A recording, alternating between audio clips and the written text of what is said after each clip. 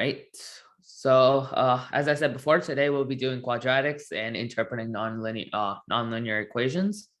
So yeah, let's just get started. Before we do that, we're going to have a general overview of Passport to Advanced Math, which is another section of the SAT Math.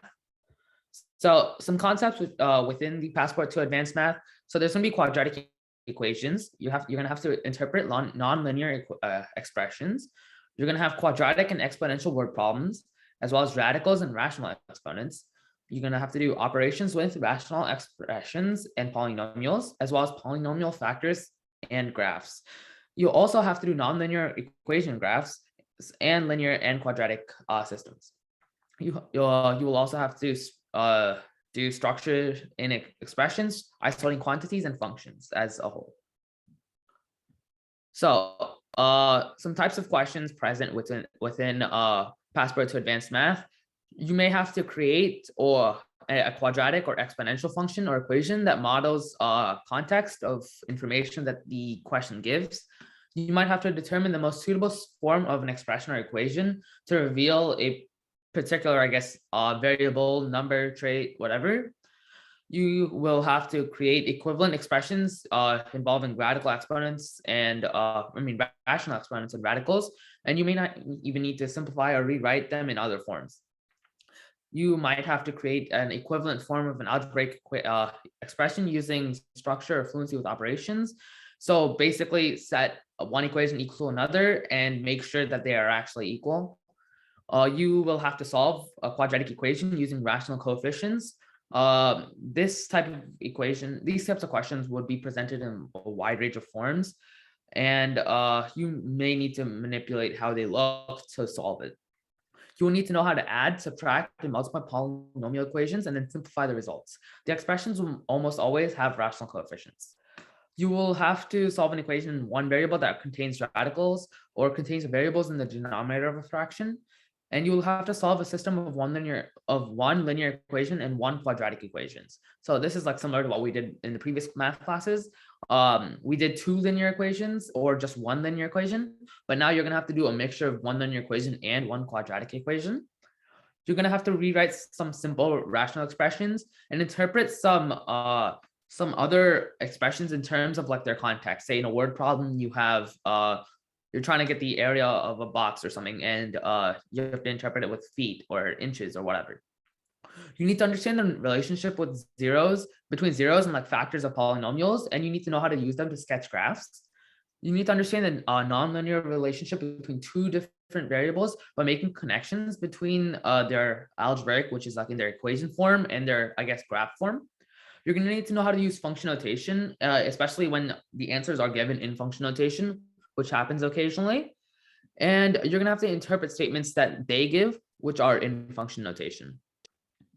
And you're going to have to use structures to isolate or identify a quantity of interest in an expression or isolate a quantity of interest in an equation. This basically means you're going to need to know how to isolate a variable. Say you want the variable x or y or z in an equation. You need to know how to manipulate that equation so that you set your equation equal to, say the equation is like 0 equals to 2x plus 5. You need to know how to get x from that.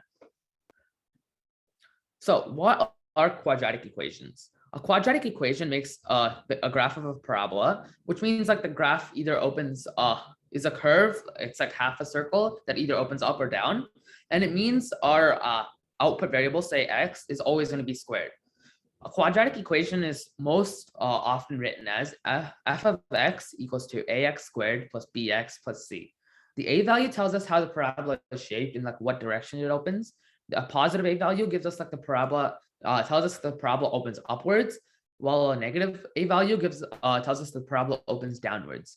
I'm just gonna draw, examples of this. 1 second.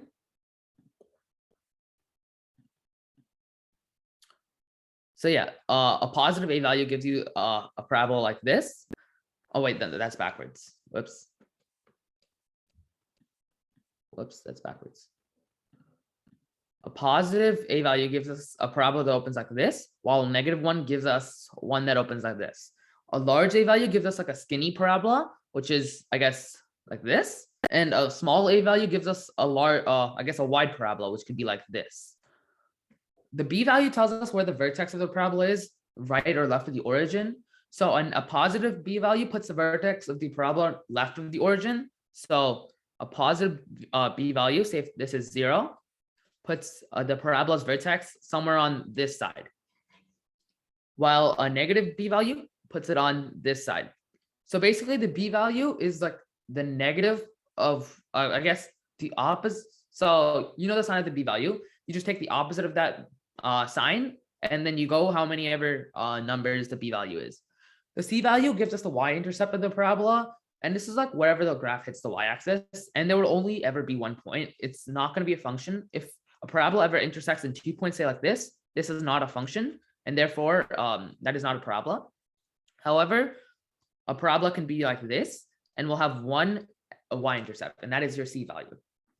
So while doing problems such as this, if so say you forgot how to manipulate to do something, there's always a quadratic equation which allows you to solve for, I guess, the zeros of quadratic function, which are basically where the parabola intersects the x-axis, and you can calculate it by putting in, I guess, the negative b, which is where the vertex is, which is usually like right here, plus or minus square root of b squared minus 4ac all over 2a. And that is just another way of, I guess, solving for a specific value that the question asks for. Right. So any questions before we do the problem?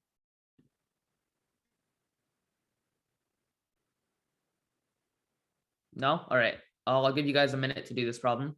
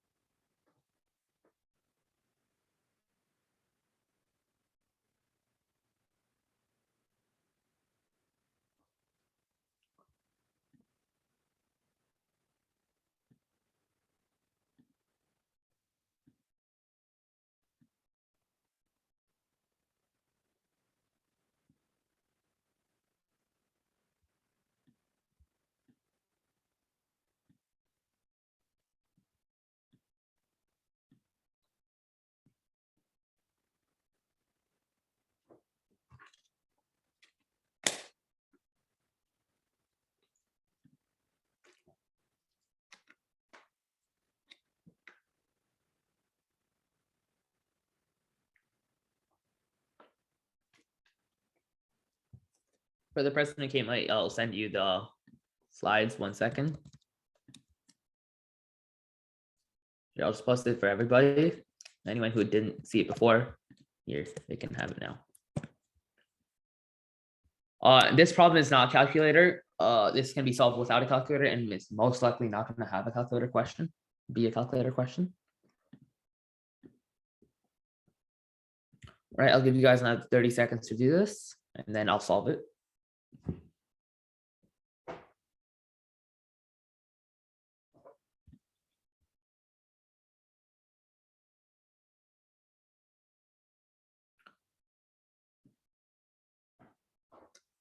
One second, guys. I'm gonna open my window.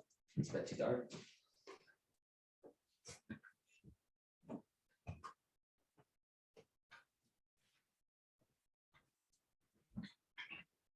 All right. So for the person who asked, can you use the quadratic equation? I mean, you could, but there's a much easier way of doing it instead of having to plug in. I mean, it's not even much easier. It just takes, the quadratic equation takes a lot longer to do it than the way I'm gonna show you guys.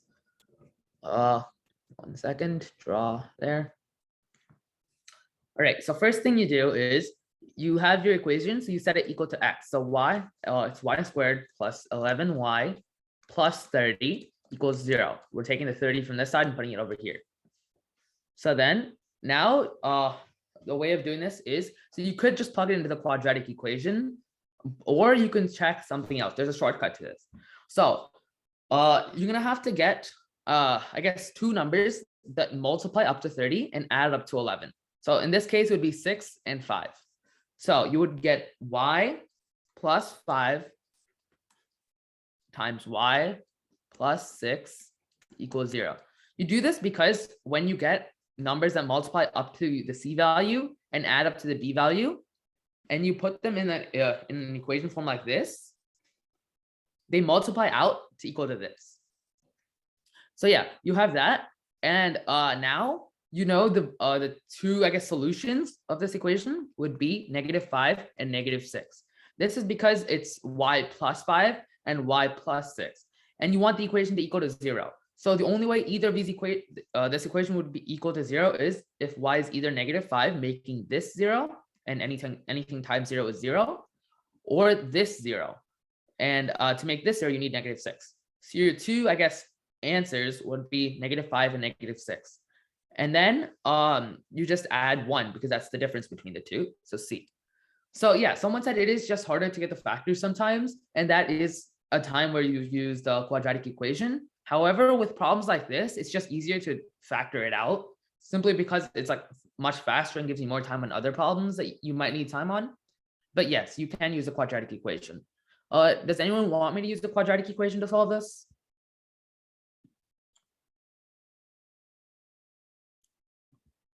All right, we have a couple of yeses. So, so the person who asked, isn't -5 minus 6 equal to -11? No, it's -5 minus -6. Two minuses cancel out, they become a plus. So it's -5 plus 6, and the answer is 0. I mean 1.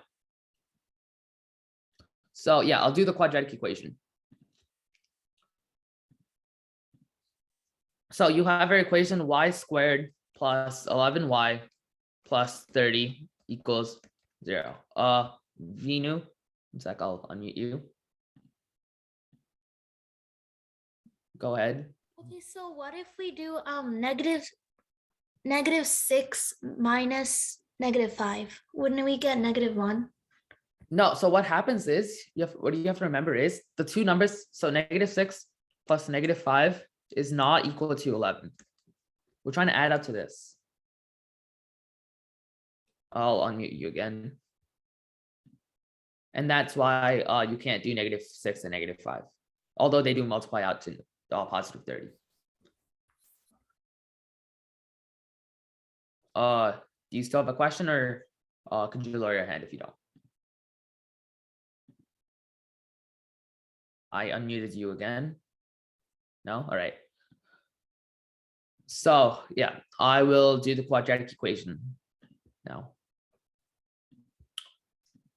So you have your equation y squared plus 11y plus 30 equals 0. The quadratic equation is -b plus or minus square root of b squared minus 4ac all over 2a. So now your -b would be -11 plus or minus square root of 11 squared, which is 121, minus 4 times 1, because a is nothing in here, so it's just 1, times c, which is 30. And it's all over, I guess, 2, because a is 1. So you multiply out -4 times 1 times 30, which is -120. So -11 plus or minus square root of 121 minus 120 over 2 over 2. One sec. Did I do something wrong? Yeah. Okay, and then this becomes -11 plus or minus square root of 1 over 2. And square root of 1 is 1, if anyone didn't know that. So it becomes, I guess, so -11 plus 1 over 2, or -11 minus 1 over 2. And the two ends, this goes down to it's 10 over 2, which is 5, or this goes down to -12 over 2, which is -6, and 5 plus -6 is -1. Wait, I did something wrong. Oh no, it's negative here. It's negative here. It's -5 minus 6. -6 is 1. -5 minus -6 is 1. This is a negative here. All right. Anyone still have a question? I got 121 because it's 11 squared. It's b squared here, and b in this case is 11.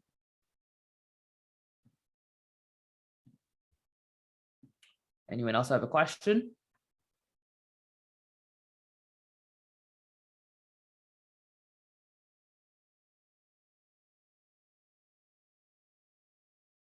No? All right, next problem.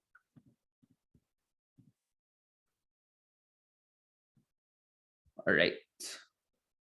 Oh, sorry about the b being shaped like a 6. All right, I'll give you guys a minute-ish, around 2 minutes to do this problem. Again, I do recommend around 2 minutes spent per problem at max, and to skip a problem if you feel like it will take more than 2 minutes, and just do it later.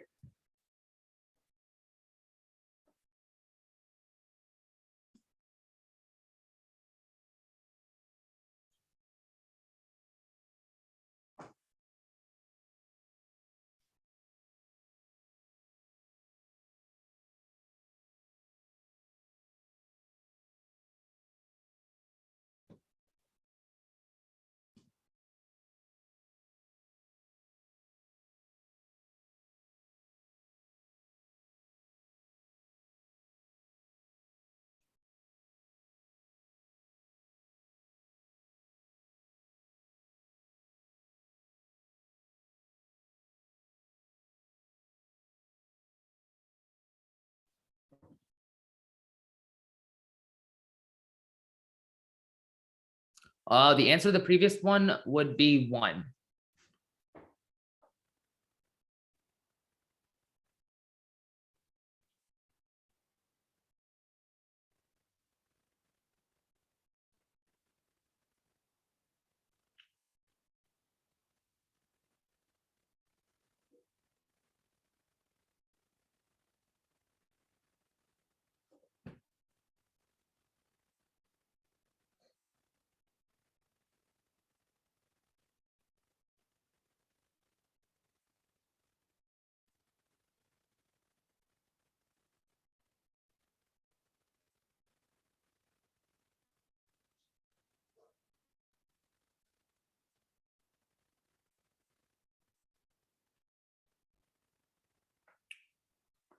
All right, I will do this problem now. Okay, so what this problem is asking us to do is find a.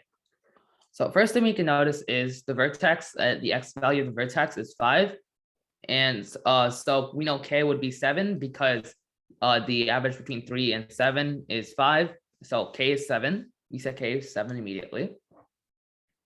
And then so you have y equals to a times x minus 3 times x minus 7. Okay. And now you plug in the vertex, the numbers in the vertex. So you have -32 equals to 5 times, well, no, not 5 times. -32 equals 8 times 5 minus 3 times 5 minus 7. So you have -32 equals to a times 2 times -2.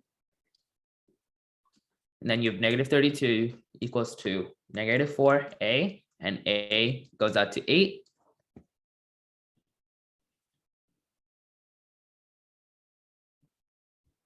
All right, so the answer is 8 there. I will take questions. How did you get 7? So the 7, it's because the vertex, you're given the vertex as 5. So you know the average between 3 and 7 is 5. I'm not entirely sure why though, but this is how I solved the equation, and that's the right answer. When I looked online, this is also how other people solved it. I don't exactly remember the principles why, but when you have something like this and you're given the vertex, you can take the average of the 2 zeros, and they should equal to the vertex.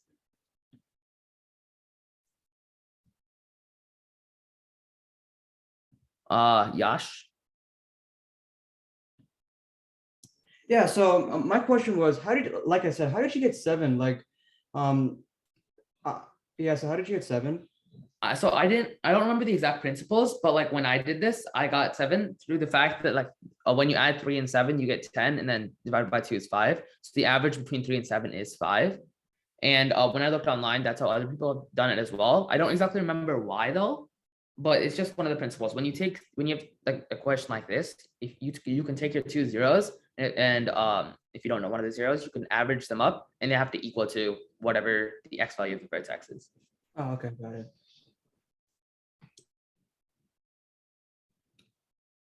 If you guys want, next class I can do a bit more research and I guess explain it better, because I forgot the exact principle why you could do that. Just like, I guess, just put it in the chat.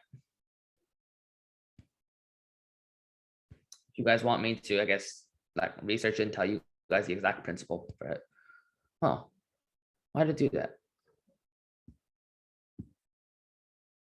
All right. 1, 2.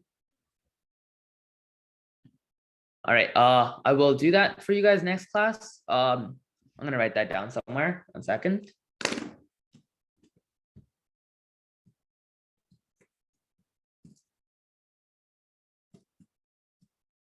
All right.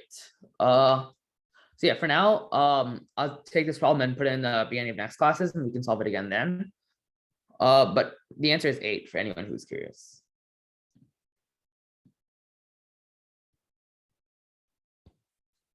Oh wait, yeah, I remember now. Okay, so the principle between this is, so you have a parabola, right?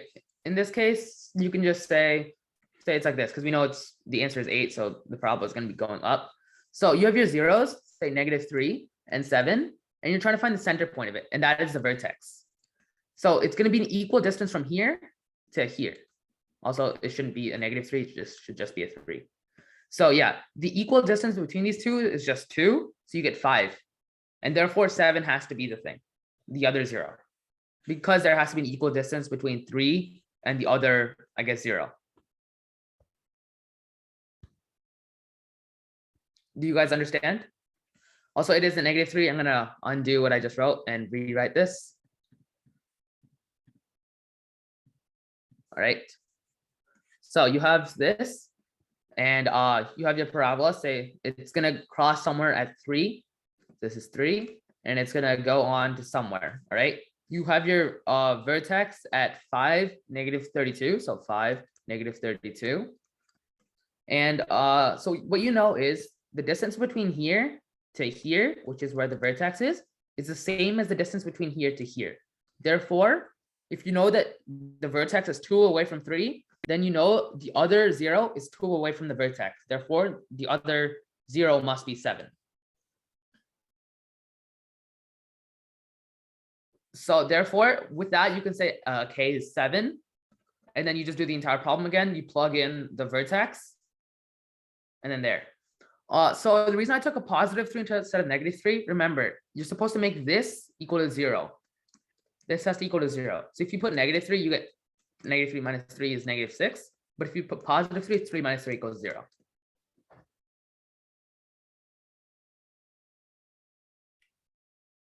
Anyone have a questions from the previous one? So yeah, No.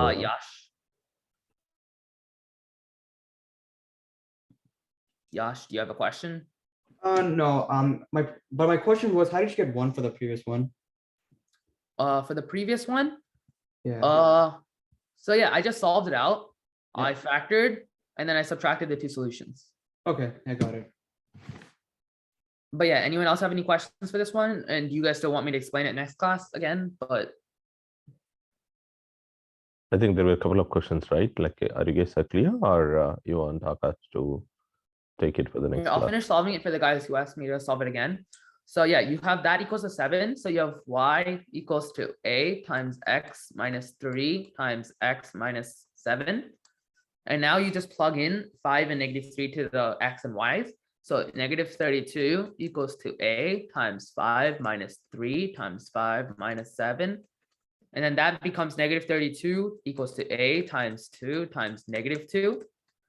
And then that becomes negative 32 times equals to negative 4a. And if you divide negative 4 on both sides, you get 8 equals to a. So yeah, anyone have any questions? No? All right. So yeah, that's any questions from before the last couple slides? Nope. All right, we'll do some practice problems. I'll give you guys around 2 minutes to do this one as well. And then, yeah, if you guys have any questions, you can ask me right now while people are doing the problem.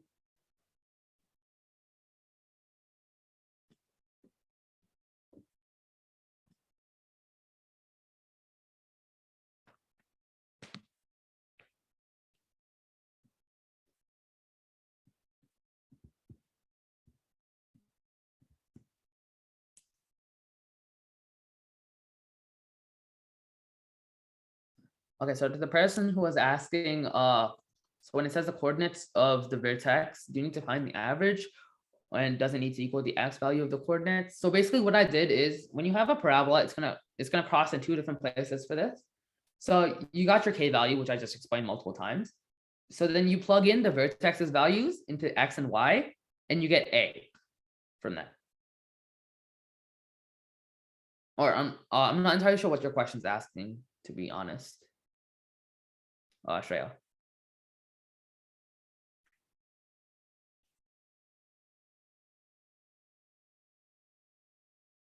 Also, the person who said, I don't know where to start, I'll do this in like a minute. So yeah.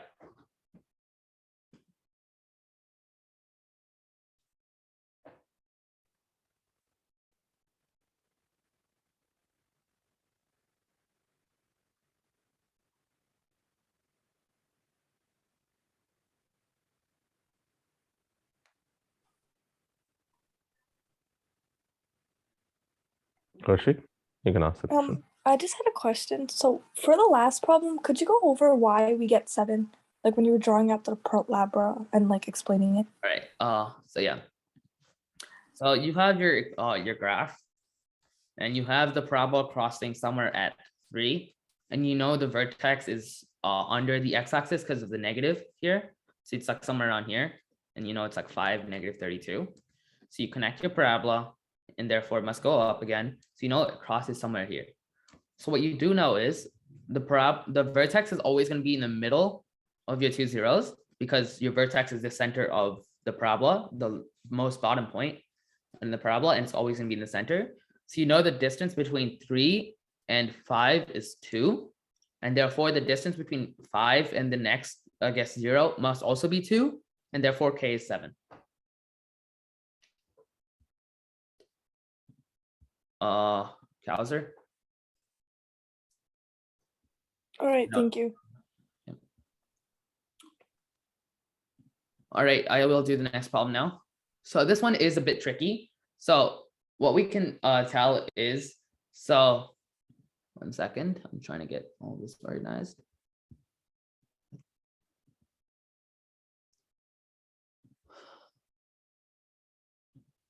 One second, put this over here. You can use a whiteboard, Aki, if you want. I will just do it here. It's fine. I'm trying to get the, I need to see the question anyway. So, so yeah, you know that it's traveling at 1.5 feet per second. So you have your 1.5x feet per second before. All right. So you know the average speed of the car at after the interval of like the reaction speed, you have it's x over 24. And the braking interval is like around 2x over 2. So the car travels around this speed afterwards. Therefore, these two multiply out into like x squared over 48. And this is like the speed that it goes after braking. So you have your 1.5x plus x squared over 48 is equal to 165, because that's the distance it travels after he saw the red light. And then you can write it in your quadratic equation form, I mean, your standard form, which is 1.5x plus x squared over 48. Well, that's not, I didn't write it exactly well. So minus 165 to set it equal to 0. So then you do this x squared over 48 plus 1.5x minus 165. Also, I forgot to say this beforehand, but this is a calculator question simply because of what I'm going to do next. You multiply both sides, both sides by 48 to get rid of the 48 on the bottom here. So you have 48 times 0, so it's still 0. And if you do that, you would get x squared plus 72x minus 7920 equals 0, which is, I believe, D. So anyone have any questions?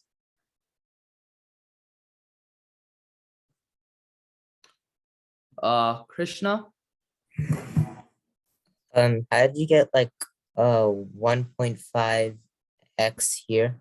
And So then basically, in the beginning, it says it takes he's driving at x feet per second, and he has after this amount of time. So for 1.5 seconds, he was driving at x feet per second because that's how long he took to respond. Do you still have a question? If not, lower your hand, please. so that's the reaction time, 1.5x. During the reaction time, he was driving at x feet per second for 1.5 seconds. Okay, thank you. Duty? Yeah, hi. So my question is, can you explain how you got like the last equation that you did, like 8 times x squared over 48 plus 1.5x? So basically what I did here is, so did you get up to like this point where I did this? So you have this equation, I reordered it, so you get like ax plus x plus c, which is x squared over 48 plus 1.5x minus 165. I did 48 times this because I want to get rid of this here. Therefore, if you just times on that side, you just become 0. And once you multiply this all out, you get x squared plus 72x minus 7,920 equals to 0. And that is one of the equations. To the person who was asking about a minus 165 feet, it's to make the original equation equal to 0. Like I originally had 1.5x plus x squared over 48 equals to 165. And I wanted to make that at 0, so it's easier to solve. Okay, thank you. Mohit? So I got the rest of it, but how did you get x over 24 times x over 2? So right here, it says here, so it takes x over 24 seconds to stop. All right. And then the average speed is x over 2. So you have your seconds times how fast it was going equals, and that is equal to this. That's what we did here. So we did like 1.5 seconds times how fast it was going. Right here we did however long it was taking to stop to times like however fast it was going equals to the distance that it went overall. Oh yeah, that makes sense. Thank you. Pardu?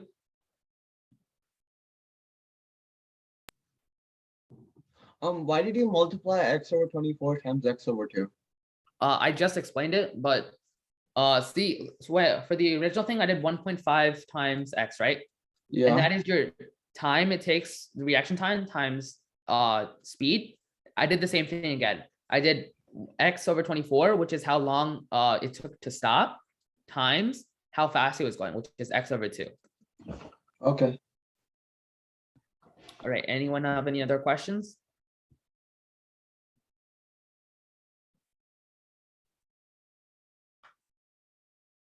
Yeah, so someone said in the chat, this basically is just distance equals rate times time, and that's what I was doing. I was trying to get the distance that it took, like they went in the amount of time, but we don't know the distance simply because there's variables in there. But yeah. Anyone else have any questions? No? All right. Wait, we have one question. Yash? Wait, how did you get 72? I mean, I know how the problem goes, but how did you get 72? when you multiply it out, I'm pretty sure, so 72 is basically 1.5 times 48, Oh, and that okay. equals to 72. Yeah. All right, I got it. Thank you.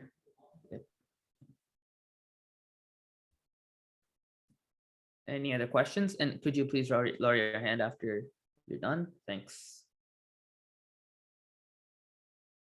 All right. Yash, do you still have another question? Yes. All right. I asked you. No, I don't have a question. I just gotta lower my hand. Let me lower my hand. Yeah. All right. I'll give you guys 2 minutes to do this one.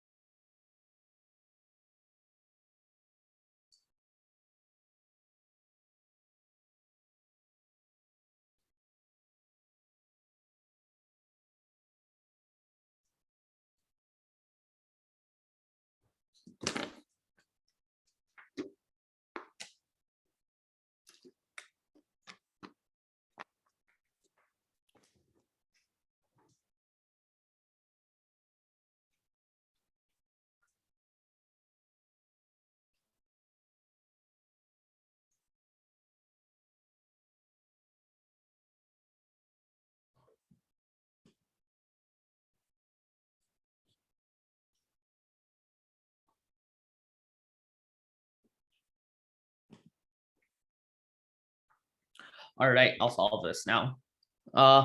So before we start, there's one thing. So SAT sometimes asks questions like this, and one thing you have to be careful of is actually reading the problem correctly. So before we start, just remember that x always the answer x is gonna have to be greater than 0. This is gonna become important later in the problem. So what we do is you have this equation. So you can factor it out. 1 second. You can factor 2x squared plus 3x minus 2 equals to 0 into 2x minus 1 times x plus 2 equals to 0. And with that, you know the answer is either 2x minus 1 equals 0 or x plus 2 equals 0. And with this, you know, the answer is either going to be 1/2 or -2. And now this becomes important because you know the answer has to be greater than 0. Therefore, this is extraneous, which basically means it doesn't work for this equation at least. And the answer is 1/2. Any questions? Pardu? Instead of doing I did +1 and -2 respectively instead of doing -1 and +2. I'm pretty sure that does not work because when you multiply it out, if you Yeah. do what, 2x plus 1x minus 2, if you multiply it out, I'm not sure if it matches up. Okay. Then why did you do -1 + 2? Like, can you tell me like why? So for this, Yeah. so I did -1 + 2 because I know the -2 here has to be negative, so there's gonna be at least one Yeah, minus. I know. Yeah, but it doesn't add to 2, right? That's it. No, and also listen. So then you also do so you know that 2x times 2 is gonna be 4, and then you have -1x somewhere in there. Oh, okay. Go to 3. Oh, okay. That makes sense. Okay.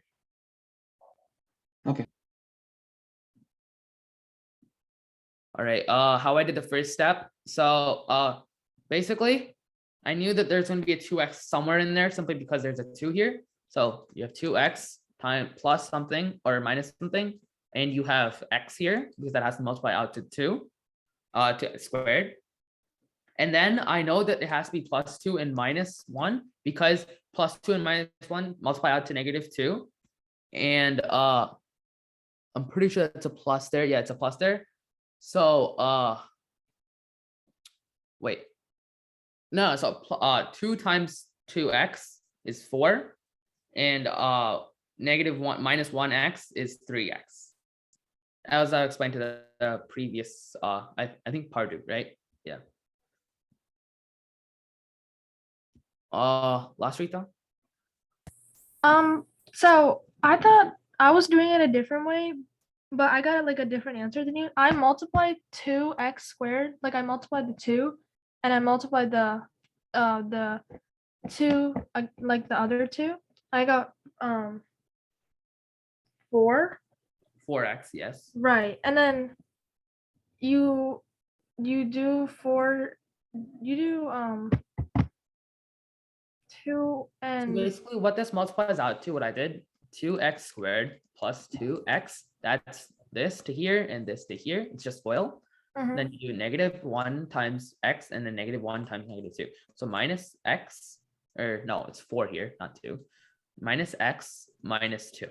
When you subtract this and this, you get 2x plus squared plus 3x minus 2. oh, okay. Okay, thank you. All right, any other questions? No? All right. The quadratic formula would work. It would, simply because you can plug, you have A, B, and C, but it's a lot longer than what I just did. Simply because you're gonna have to write down everything and do all that. Okay, I will demonstrate the quadratic formula, I guess. All right. So negative b plus or minus square root of b squared minus 4ac all over 2a. So that's your quadratic formula. Your b is a 3, so you have negative 3 plus or minus square root of b squared, 3 squared, 9 minus 4, a, which is 2, and c is, which is negative 2, all over 2 times 2, so 4.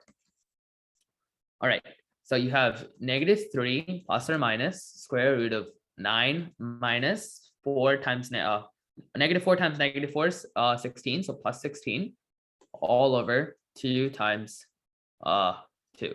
Why did I write 4 here? It's 2. So you have negative 3 plus or minus square root of, I think, 27 over 4, or 25. Yeah, 25 over 4.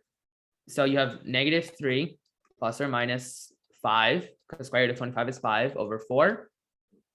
Negative 3 plus 5 is negative 2 over 4, which is, wait, no, it's not negative, it's just positive 2 over 4, 1/2. And negative 3 minus 5 is negative 8 over 4 is negative 2.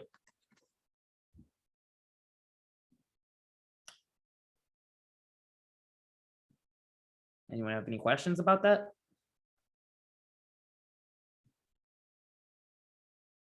And yeah, you get your two solutions, just 1/2 and a negative 2. And again, you have to be careful. They're both not the solutions here because x has to be greater than 0. How did I get 9 for the b in the quadratic formula? So the 9 is because b is a 3 here and it's b squared, so 9 is 3 squared.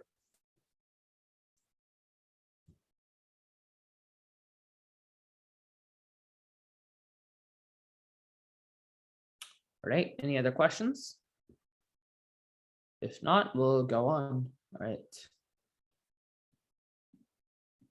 Here's the next question. I'll give you guys 2 minutes to do this as well.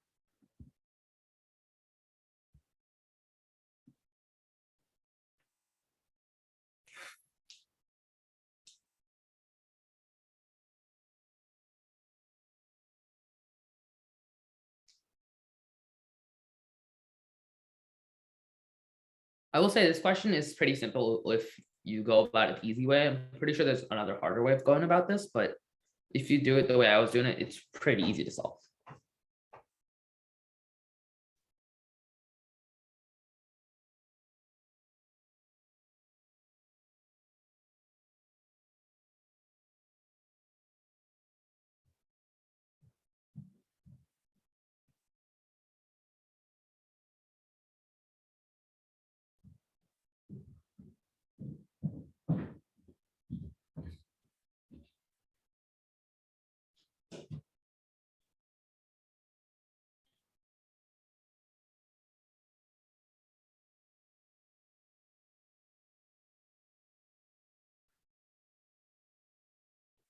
All right, I'll give you guys another minute.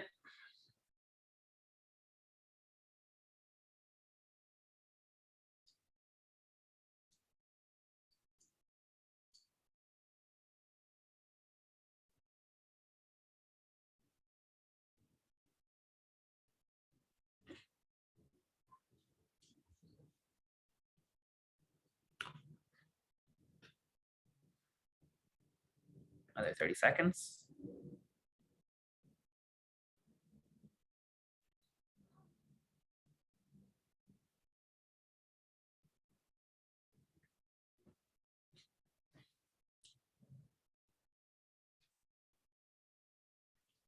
All right, so I'll get to solve this question. So before we do anything, we can say one thing. So both of these should equal to real numbers. They're both gonna be real numbers. And in this case, we can just say this is A, this is A, this is B. And you know that A squared has to equal to B squared because these two have an equal sign in there. And therefore, A could either equal just straight up just equal to B, or A can be negative B because a negative or the positive of the same thing squared is going to equal the same thing at the end of it.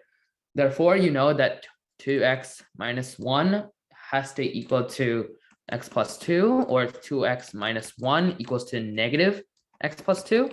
And from there, it's just solve out. You get your x's on one side and the other things on the other side. So we can take this equation. You have, I guess, x. You put the x on this side, you subtract the x here, and you add the 1 here. So you have x equals to 3. And on the other side, you have 2x minus 1 equals to negative x minus 2 because I FOILed it out. So then you add an x here, add x, you add a 1, you have 3x equals to negative 1, x equals to negative 1/3. And therefore, and you have to do the sum of the solutions. So you have 3 minus, I guess, 1/3. And what you know about 3 is if you do 3 times 3, you get 9/3 minus 1/3. And therefore, the answer is 8/3. Any questions?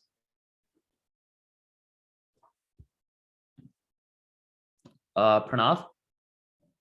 Can't you square root both sides and then get to the same place? I wouldn't recommend square rooting because that introduces a whole other bunch of problems that you don't want to, I guess, do. Simply because when you square root a problem, you also have to take the negative of it because it wasn't originally like borrowing the negative version of it. Okay. So I'll explain it again to the person who said their audio was cutting out. So first, what I did is, both of these are real numbers. All this is a real number.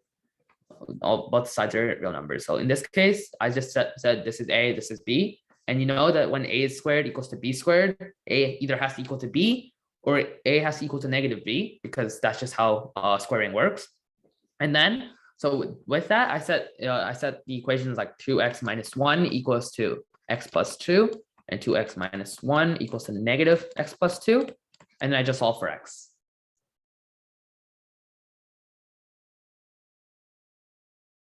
Do you get it, Shreya?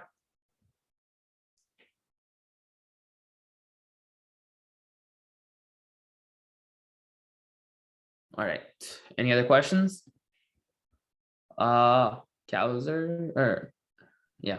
So your answer here is 3. No, it's 3 and negative 3. Those are your two solutions to this. Because it's a quadratic, you're gonna have two solutions. And then your answer to this is 8/3 because you're supposed to get the sum of the two solutions. And 3 minus 1/3 is 8/3 because 3 can be turned into 9/3. 9/3 minus 1/3 is 8/3. Okay, thank you. Yes, it should be no. So what happens is you're adding a negative number. That means you have to subtract it. When you do 3 plus negative 1/3, you're just basically doing 3 minus 1/3.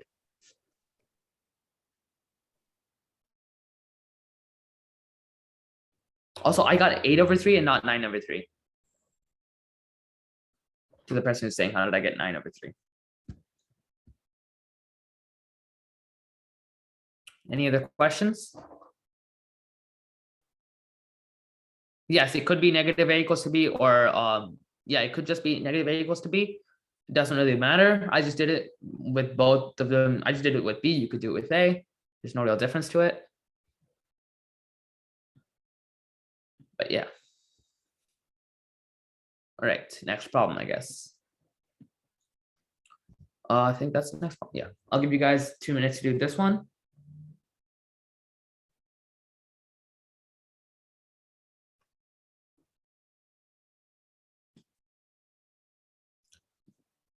So yeah, you have right.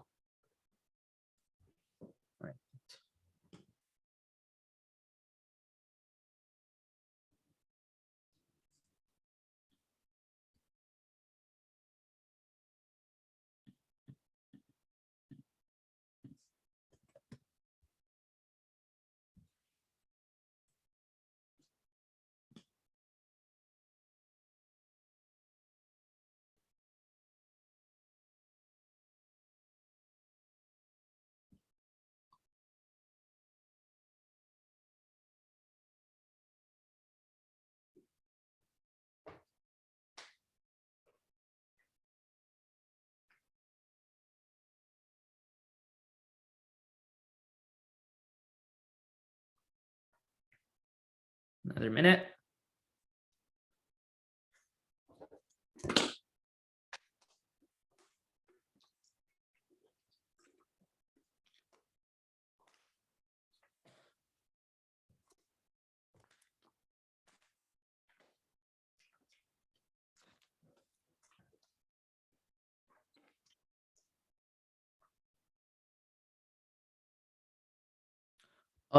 So I didn't get 9/3 for the last question. I got 8/3 and not 9/3. I'm not sure who said I got. I might have just written it wrong, but like it's now it's 3 minus 1/3, and therefore it's 8/3. All right, I'll do this question now. 1 second. All right, draw. So as we said before, the root of the function is when the entire function equals to 0, was when like at least when yeah, the function equals to 0. And the only time you can have exactly one root is when the function is a perfect square. So I guess in this case we could just say like it's f of x or whatever, 0 equals to a x minus a squared. And that's the only time you can have only one root. So yeah, basically a quadratic function is a perfect square when it can be written in the form of a squared x squared plus 2abx plus b squared is when that's when you know it can be a perfect square. So we'll start with I guess this one because it's the easiest to look at. So you find the root of it. So 0 equals to 4x squared minus 4x plus 1. And this is a perfect square because it goes out to 2x minus 1 squared. When you multiply 2x minus 1 times 2x minus 1, you get this. So therefore, this is not the answer because that has only one root. I'm just going to erase all this. All right. And then the next one we can look at is the other pretty easy one to look at. This one also is a perfect square because this, so 0 equals to x squared minus 2x plus 1 is basically equal to x minus 1 squared. Therefore, this can't be the answer either because that's a perfect square.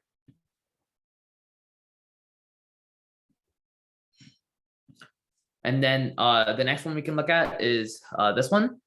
So this turns into 0 equals to 1/4x squared plus x plus 1. So you set that equal to 0. And from there, you just multiply both sides by 4 to get rid of this fraction here. So you have 4x squared plus 4x plus 4, which is quite literally almost the exact same thing as this. But in this case, it would be x plus 2 squared equals to 0.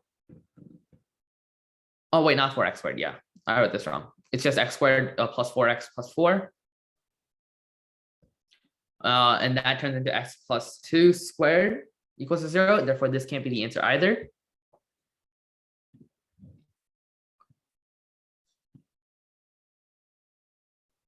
And then now we only have two choices. We'll go to the first one and I'll tell you why that's not it.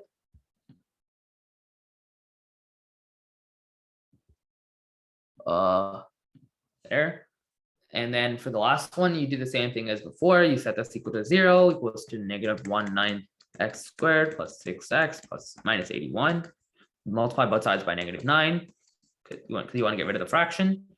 You have 0 equals to x squared minus 54x plus 7 to 9 equals 0. And that is the perfect square of x minus 27 squared equals 0. Therefore, this can be the answer either.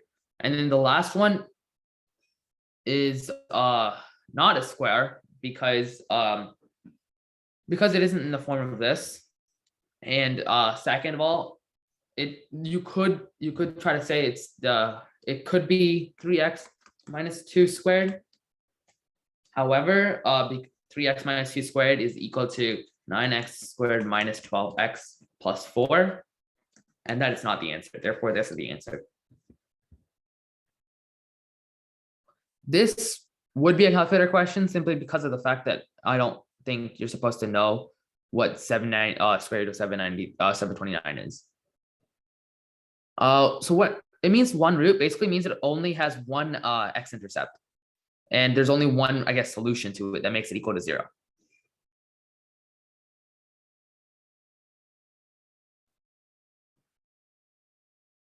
So no, a perfect square has only one solution, and we're trying to find the one that doesn't have more than one solution. The one that does have more than one solution. A perfect square only has one solution simply because of the fact that it's going to be the same thing that's going to equal to 0, no matter for both of the two things.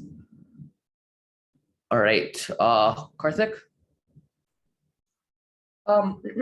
Yeah, okay, so I kind of read somewhere where if you use an equation, specifically the equation is b squared minus 4ac, if it's equal to 0, it only has one root, but if it isn't equal to 0, it has more than one root. And if it's negative, or if it's lower, if it's lower than 0, it's not even it's an imaginary number. Yeah, so yeah, that is another way of doing it. When I solved this originally, I didn't do this. This is probably much faster way of doing all of this instead of doing what I was doing. However, I guess either way works fine. But yeah, this is a way of determining whether there's one root. If it's I think greater than 1, it's more than one root. And if it's less than 1, it's an imaginary number. And this is more than 1.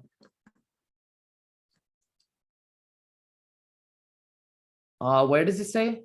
For the previous question, we subtracted 1/3 from 3, right? Okay, so we subtracted 1/3 from 3 last question because the two answers. Before we go back to the previous question, are there any more questions for this one?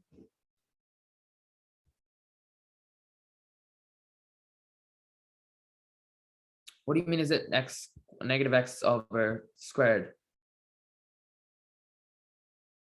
Also, for the first one, the root of it is x minus 27 squared.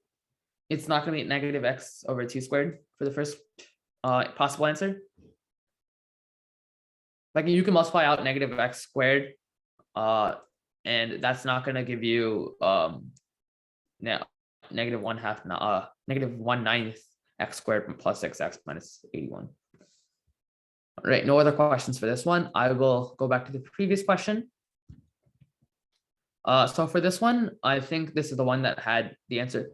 So the two solutions for this question were 3 and negative 1/3.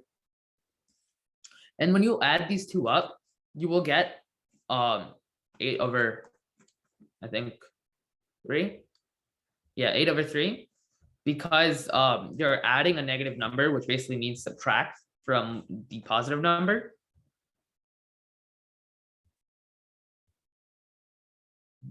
Do you get it? All right. Here's another question. I'll give you guys another 2 minutes to do this one as well.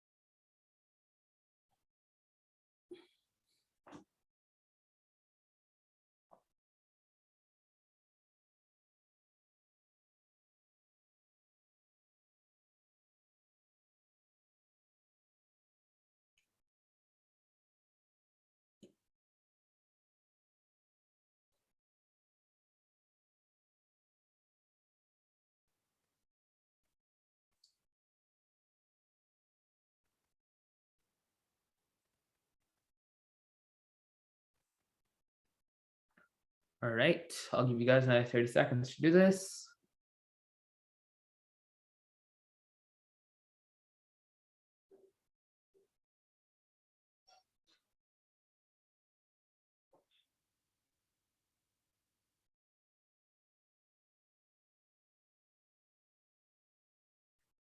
All right. So for this question, I know my perfect square, so I immediately knew that this was x minus 3 squared. However, I guess you could just like see what multiplies out to 9 and also adds up to -6, which is, I guess, -3 in both cases. But yeah, you have this equation is equal to 0. So then you know that x has to be 3 because that's the only way this equation equals to 0. And you know that x times k equals to 1, therefore 3 times k has to equal to 1. And the only thing that makes 3 times k equals to 1 is 1/3, because 3 times 1/3 is 1. Therefore, the answer is 1/3.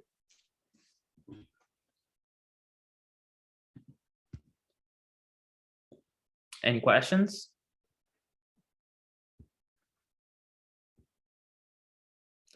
It isn't negative. Okay, so I'll repeat what I said from the start. So first thing you do is you factor this equation. I know my perfect squares because I memorized them a while ago for some other thing. So I know that x minus 3 squared is equal to all of this. So you have that equal to 0. But the way you could have done it was you just see, I'll rewrite all this. You could have seen like what adds up to -6 and multiplies to what adds up to -6 and multiplies to 9, which is -3 for both of them. So you have x minus 3 times x minus 3, which is basically x minus 3 squared, equals to 0, because that's how you do a quadratic equation. And with that, you know x has to equal to 3 because that's the only way, that's the only number that satisfies what this question is asking, what this equation is asking. Therefore, if x is equal to 3 and x times k equals to 1, therefore 3 times k has to equal to 1. And the only thing that makes 3 times something equal to 1 is just positive 1/3. So 3 times 1/3 equals to 1. To the person who's asking, how did I get x minus 3 squared? Did that answer it? Also, it's not -1/3 because 3 times -1/3 is not 1, it's -1. Anything, a positive number times a negative number will always equal a negative number, unless, well, not even unless, because 0 isn't positive or negative. So yeah, any questions?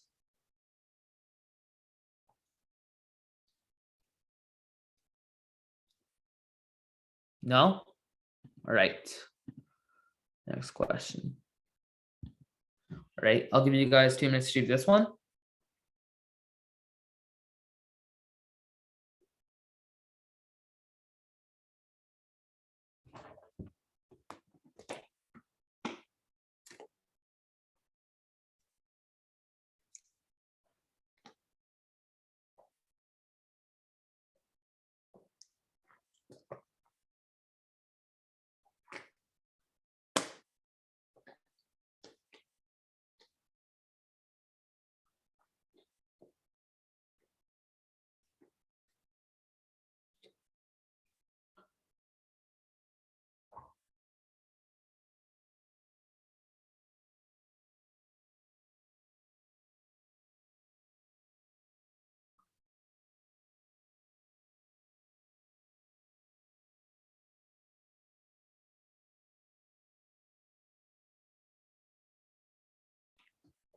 I'll give you guys another minute.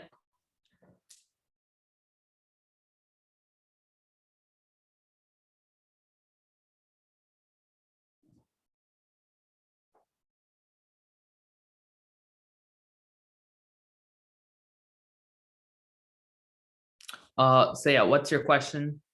Okay, the one on page 18. I'm not entirely sure which one's page 18. Let me go check. 18 is the one after this, I believe. Wait, whatever that is. I will get to page 18 after I get to this. After, if we have no time, I'll skip to page 18, but otherwise, which question were we on just now?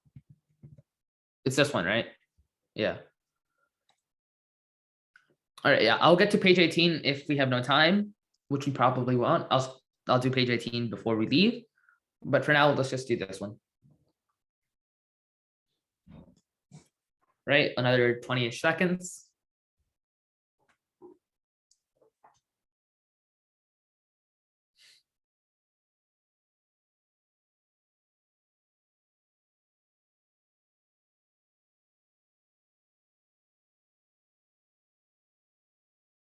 All right, so for this question, there's two ways of doing it. You could do the quadratic equation, which I guess would be easier if you don't know what I'm going to do next. So I'll do the quadratic equation first. So you have negative b plus or minus square root of b squared minus 4ac all over 2a.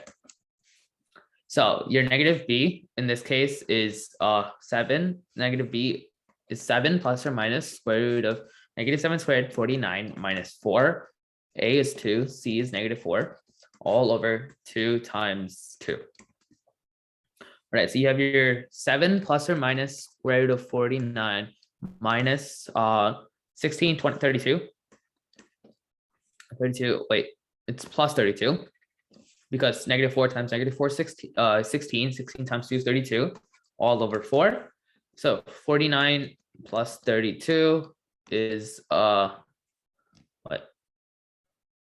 51, 81, I believe. Yeah, it's 81. 81, so square root of 81 is 9. Therefore, it's 7 plus or minus 9 over 4 equals 2 is, okay, then you do 7 plus 9 over 4 is 16, 16 over 4, which is 4, and 7 minus 9 over 4, which is negative 2 over 4, which is negative 1/2. And negative 1/2 is an answer. Therefore, this would be it. Now, anyone have a question about the quadratic formula way of doing it? If not, I'm going to go do the other version, the other way of doing it, which I guess has it's a little bit more tricky if you don't know how to do it. So any questions about the quadratic formula version? No? Or Pardu? Are you gonna show us the factoring version now? Yeah. Okay. I was trying to do the factoring version. It was kind of tricky. So Yeah, it is a bit tricky. That's what I'm saying. So you don't necessarily need to know the factoring version of this problem. It could just be easier if you forgot how to do the exact factoring version of it to just do the quadratic formula, which still doesn't take more than a minute, as I just showed. But yeah. Any other questions? Could you lower your hand after you're done? Thanks. All right.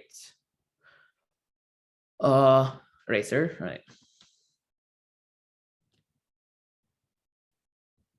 That doesn't work. All right.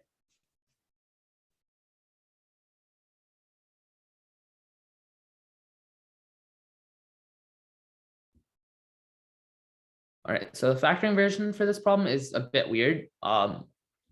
Again, I think I might have forgotten the exact reason for why I have to do certain steps, but so basically you have your equation 2x squared minus 7x minus 4 equals to 0, because that's what you do with the quadratic equation. And because this is not a 1 here, we have to multiply this, and that has to turn into this. So basically you have 2x, so negative 4 times 2 is negative 8. So you have 2x minus 8, and we still have to somehow make this equal to each other. So therefore plus x minus 8 plus x minus 4 is our equation equal to 0. I forgot the exact reason why you have to do that, but if you have a coefficient above 1, what you do is, to make it easier on yourself, you multiply c and a, and you put that as b, but you don't want to change the problem entirely. Therefore, you'll add like whatever you can to b to make it the same as the original thing. So yeah, you have this. So now you group the things into two different equations: 2x minus 8 and x minus 4, and it's plus here, not a multiplication, equals to 0. And then you factor out the two. It's x here. You factor out the 2x here. X squared x minus 4 plus x minus 4 plus 1x minus 4. And with this, you can cancel out one of these because they're the same thing. So you have 2x plus 1 times x minus 4 equals to 0. And then you set each factor equal to 0. So 2x plus 1 equals to 0, which is 2x equals to -1, which is x equals to -1/2. And then the other one is x minus 4 equals to 0, is x equals to 4, which is not an option. So yeah, so you have your two roots, and this is the only one that works, I guess, which is an answer, possible answer. Any questions?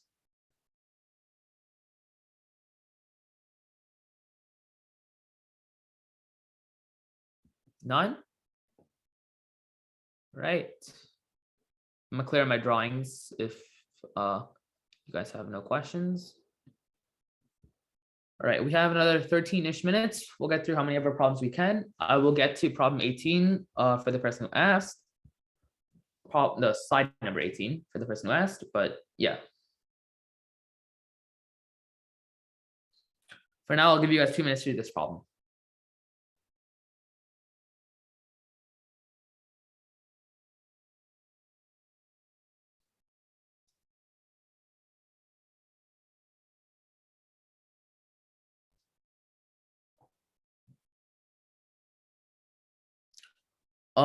I believe so, yes. We're having some problems with the site currently. That's why we haven't posted the previous ones.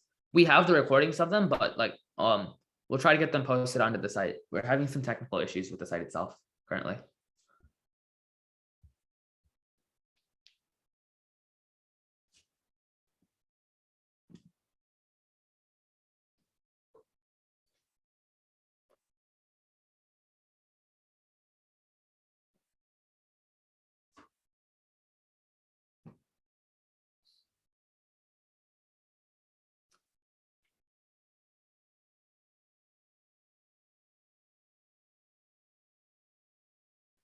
All right, I will give you guys another 30 seconds.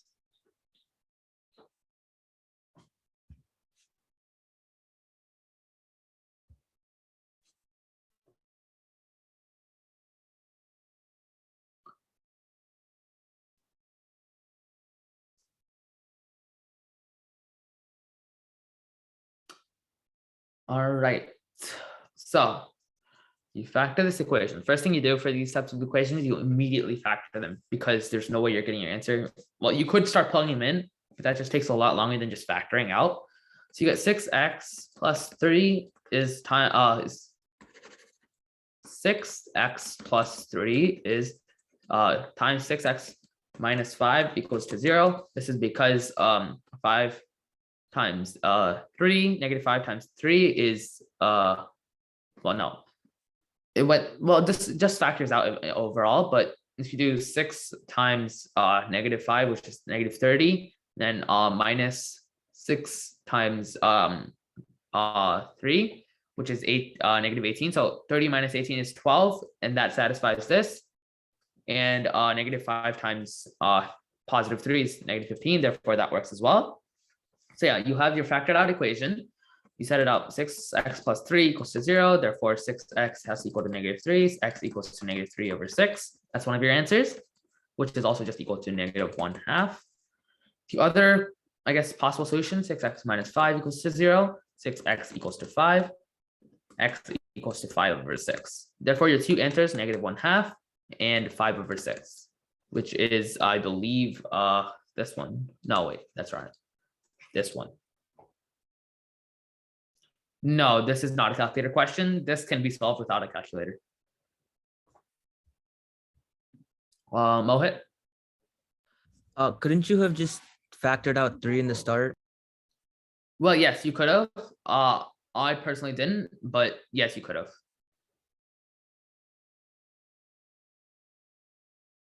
Could you lower your hand if your question's done? Thanks. Any other questions?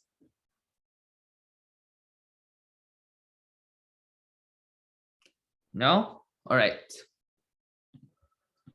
I believe we have how many more questions? 1, 2, 3, 4.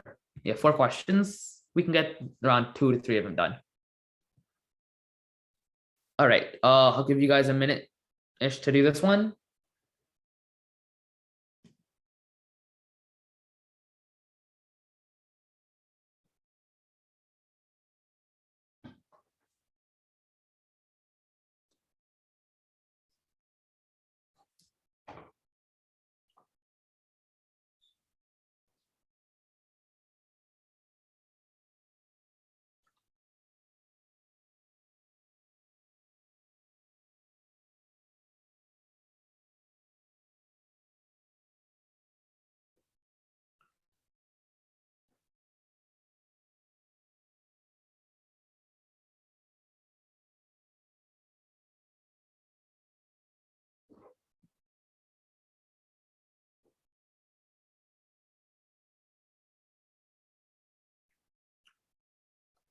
All right.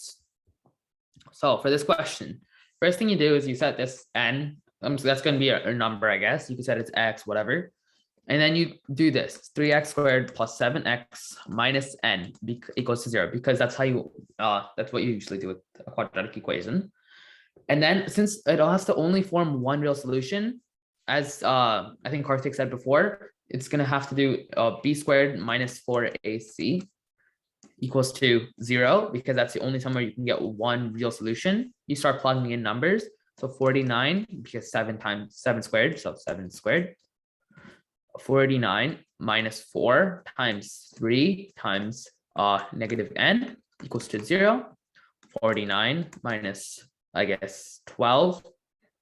12 times negative n, which cancels out this becomes a positive, equals to 0. 49 plus 12 n equals to 0. And then you subtract 49 from both sides. 12n equals to 49. And then you divide 12 on both sides. So n equals to negative 49 over 12, which is, I guess, the right answer, because that's one of the available things. All right, any questions? Pardu? Did you do a square minus 4ac plus b square there? Oh, no. That's just me trying to write some. You can just disregard what I wrote here. Just b squared Okay. minus 4ac. Wait, what?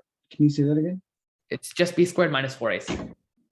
Oh, why? Why is it b squared minus just 4ac? It's b squared minus 4ac equals to 0, because as Karthik said before, that's how you find out how many solutions there are. And we only want one. So when we want one solution, you're going to do b squared minus 4ac equals to 0. Oh, okay. Karthik? I mean, why can't you just do a variation on b squared minus 4ac? Since what we need is c, why can't we just do b squared by 4a equals c? That pretty much gives us exactly what we want. B squared. Well, yes, you could, but like what we're doing. It basically says 7 squared by 4 into 3, which is Yeah, no, 49 does by give us 12. the answer, but that's just a variation of what I did. And this is like, I guess, the general form of how you calculate how many solutions there are. I mean, what we need to know is what c is, but not how many solutions we need. So isn't b squared by 4ac easier? No, so what Faster? we do is, so we need one solution. So we know that b squared minus 4ac is equal to 0, because that's when it tells us it's one solution. Therefore, you just plug stuff in. I mean, I guess you could do what you were saying, but I'm not entirely sure if it would work for everything. Karthik, do you still have a question? Same with you, Pardu. If not, lower your hands. All right, Mohit. So I did the same method you did, but I got the right answer. I just had a question. Do you know the method called like completing the square? Yeah, So could you have done that here? I believe so, but that's just a lot more work. Yeah, it's a lot more work. Yeah, you're right. Like there's no practical use of completing the square in this case. All right, could you lower your hand if you have no more questions? Thanks. All right, we'll go to question slide 18, because we really only have time for one more question. I believe slide 18 is the one. It's like x squared minus x. Yes, this one. I'll give you guys a minute to do this one. and then I'll solve it, and then we'll just wrap class up, I guess. Karthik, do you have a question about this problem? If you do, I'll answer it. So what I pretty much did here is that it says x squared minus x by x minus 1. Karthik, Let let everyone else solve it first, and then I'll solve it, and then if you still have any questions, then I'll help, I guess. Because I got something else other than the answer that was given. So, Yeah.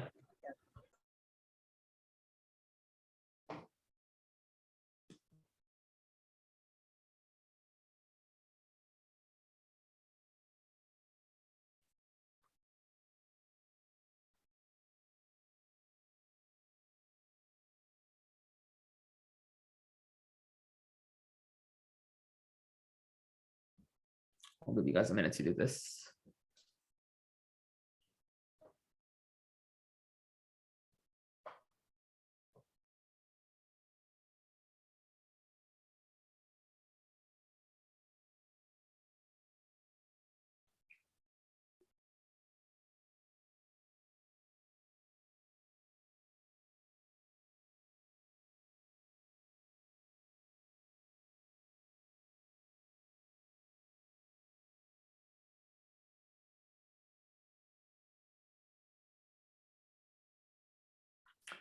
All right, so I'll give you guys another 30 seconds-ish.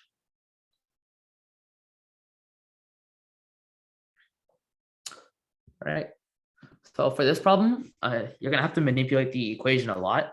So first thing you do is you take this and you put on this side, you multiply both sides by x minus 1. So you have x squared minus x equals to x minus 1. And then you subtract an x here, subtract x, add 1, because you want to isolate for 0. You want to get 0 on one side. So you have x squared minus 2x plus 1. That's your quadratic equation. And now you just factor it. You get x minus 1 and x minus 1 again. So it's just that. And then your answer is x equals to 1 because that's the only thing that makes it 0. Karthik, do you still have a question?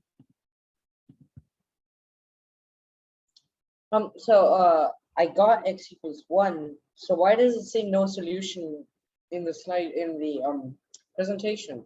So yeah, you have x equals to 1, but what you didn't notice is, I forgot to say this as well. I forgot it somehow. It's look where the 1 is. If you put a 1 here, isn't that x squared minus x over 0?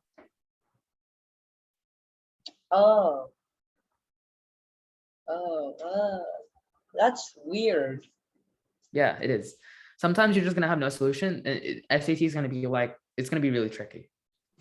So what should we put there? X equals 1 or no solution? It's no solution simply because it's extraneous. Like when you put this back into the original the initial equation, that just doesn't work. That makes sense, because I was pretty much lost the entire time. Because it said no solution, but it got x equals 1. Yeah. All right. Satvik? Yeah, so what I did was like I don't know if this works, but like I got the same answer. So I like made it into a rational function. So I made it like almost like x minus 1 multiplied by x all over x minus 1, and I just canceled the x minus 1, and I got like x equals 1. But then I realized it doesn't work, so I got like no solution. I guess Does that work too? Yeah, that rational functions also work, yes. Karen? I also, like Satvik, I did a different format for this question. I mean, if it works, it works. Like there's no like wrong way of doing math. Okay, thank you. Pardu? There's no solution, right? Because when you plug 1 back in, it equals 0 equals 1, I think. Yeah, and it's a good thing to always remember. It's like just in Yeah, case, make sure I would have put in 1 as the answer because I got 1, and then you told me that if you substitute it again, that equals 0 equals 1.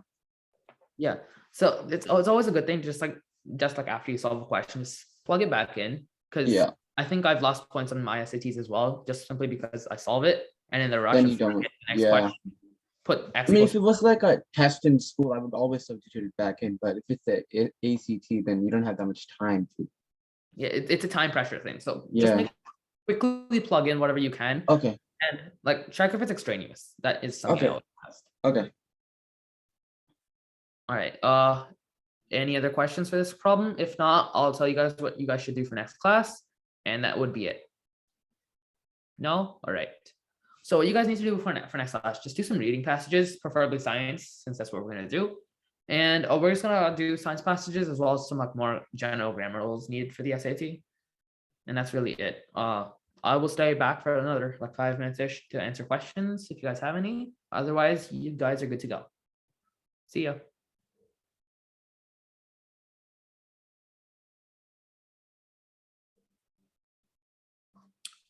Pardon?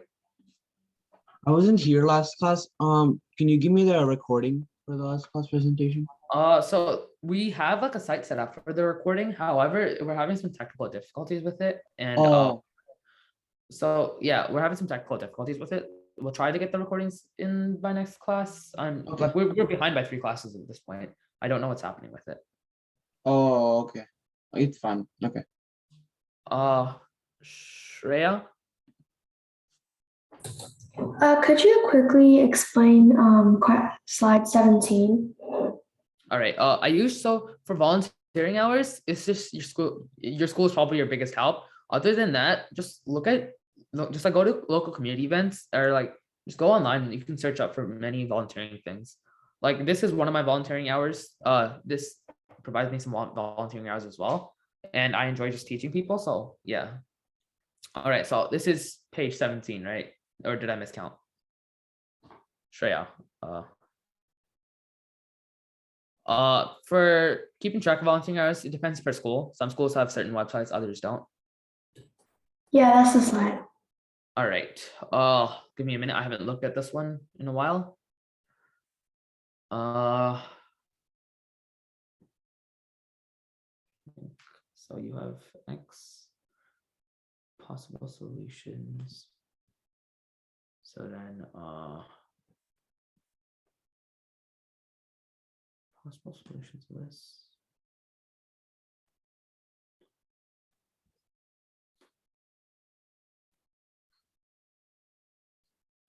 Do that.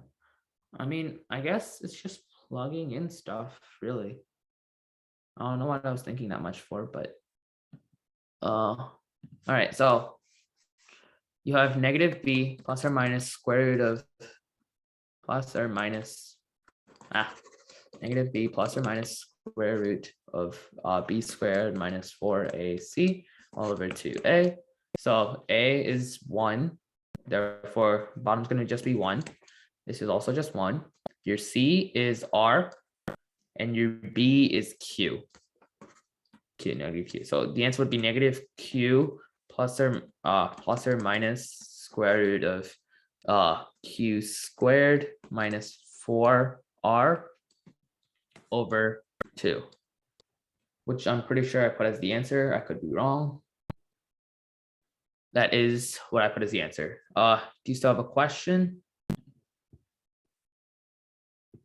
If so, raise your hand. If not, I will go to a different slide for the other questions. Yeah, I'll give you guys a link for today's slides. 1 second. Why is it doing that? All right. That's the link for today's slides. 1 second. Chat participants. All right. Nagavamsi. Before the previous question. This one? No, not that one. Yeah, X squared. This one? Yes. Yeah. Why do we need to substitute? Plug it in. So what happens here is we substitute because say our answer was like 1, right? Yeah. You substitute here because if you plug in 1, it becomes extraneous. You can't have 1. You can't have 0 as a denominator for any equation. Okay, 1 squared minus 4. Oh, okay, got it. All right. So slide 16, I think someone asked. Manvita? Yeah, I just wanted to ask if you could do slide 16. This is slide 16, right? Just put it in the chat. Okay. So for this one, real constant. Okay, so same thing as before. This is, I think we went over this one. So you have n, and so yeah, you have n, you factor it, you take out the n on the opposite side, plus 7x minus n equals 0. So you have negative b. No, I think it's negative b. No, b squared minus 4ac. It's b squared minus 4ac equals 0. This is because we only want one real solution. And if this is how you check if there's only one real solution. So your b squared is 7. 7 squared is 49 minus 4 times 3 times negative n equals 0. This becomes 49 minus 12 times negative n equals 0. 49 plus 12n equals 0. You subtract 49. You get 12n equals to negative 49. And then it's n equals to negative 49 over 12 because you just divide 12 here. And that is the answer. Do you get it, or do you still have a question?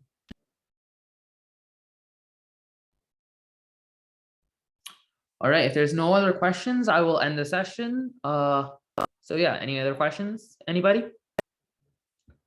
If not, see you guys. So the sites for the reading passages is cracksat.net, I think, or .com. Just search up crack SAT, and it'll give you a lot of reading passages.